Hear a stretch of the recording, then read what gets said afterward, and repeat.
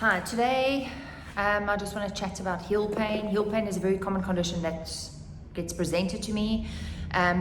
It's important always to identify what's the cause of the problem, what's the cause of the heel pain, and to make the correct diagnosis. Because if you make the correct diagnosis of the heel pain, then you can treat it more effectively.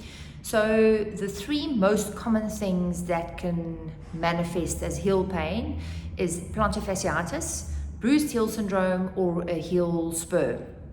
And then there's actually a fourth condition that affects children, which is called Sever's disease, and that I'll explain at another time. So if we look, plantar fasciitis I've already discussed, I'm not going to discuss it again. Often you find this green structure here being your plantar fascia, that people don't experience any pain along that area there, and the pain is sort of localized just in that area over there where you're experiencing the pain. So that would be the plantar fasciitis. The second thing, which is often overseen and often just also the diagnosis of the plantar fasciitis, is medial heel pain, which means heel pain on the inside of your heel. If you have a look, that there being your big toe, so you experience the pain in that sort of area here. If we look at this model, foot model, that is the big toe over there, you experience the pain on this inside over there. If you look there, it's in that area over there. So often with heel pain, if it is only on the one side, I always think, but you walk with both feet, why is it only the one side? So then you want to try and find out what's the cause. Is it because that you did something with that foot, or is it because of the way that you walk, which is often what I deal with, which is foot mechanics can cause that. Or is it shoe wear? So you will definitely have a look at the shoe wear. Do the shoes wear off easily? Which shoes make it worse? Which shoes make it better? But getting back to the bruised heel pain, that I don't get distracted here. If you look at a heel bone, which is called the calcaneus, okay, there's the big toe over there. This heel bone is quite an irregular surface, and with it being such an irregular surface, what needs to protect it to form the heel the way we know it, to be a rounded structure like that. It's surrounded by a fatty pad, which is illustrated here by that yellow area there. The fatty pad fills up that area and forms the heel, and the fatty pad is there to act as cushioning and shock absorption. Now, often when you start experiencing the pain, is because the fatty pad has been bruised because of the way that you walk, or because of a certain activity of trauma, or because of the shoes that you wear. And then you obviously need to address that. Then the third thing that we look at, we will chat about treatment now. The third thing that we look at is a heel spur. Now, if you have a look here, this is the plantar fascia.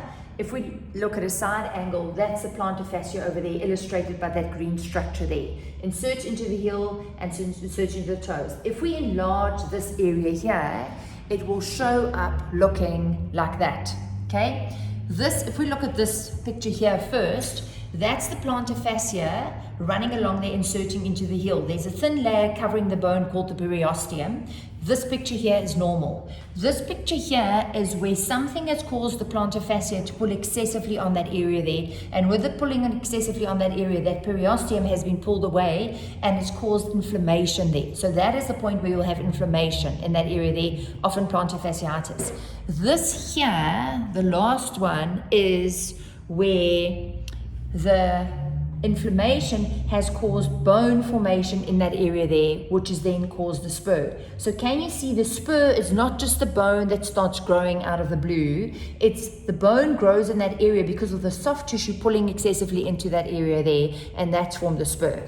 I also just need to mention in all the videos I make, I'm not going to use fancy scientific language, and I did that when I was studying at varsity 25 years ago. I deal with laymen every day, and I just tell it in plain, simple English what the problem is. So, I mean, if there's 100 other scientific ways to explain spur formation, just excuse me, but that is a basic idea. So let's get back to, I'm here to get feet better, not to give you a fancy scientific lecture.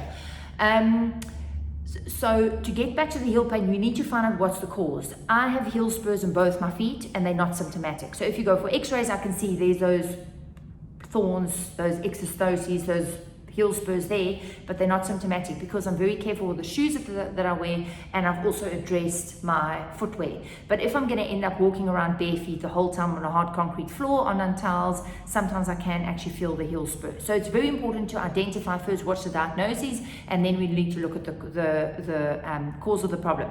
The basics how to treat it is that you have a look, you make sure that you don't walk around bare feet.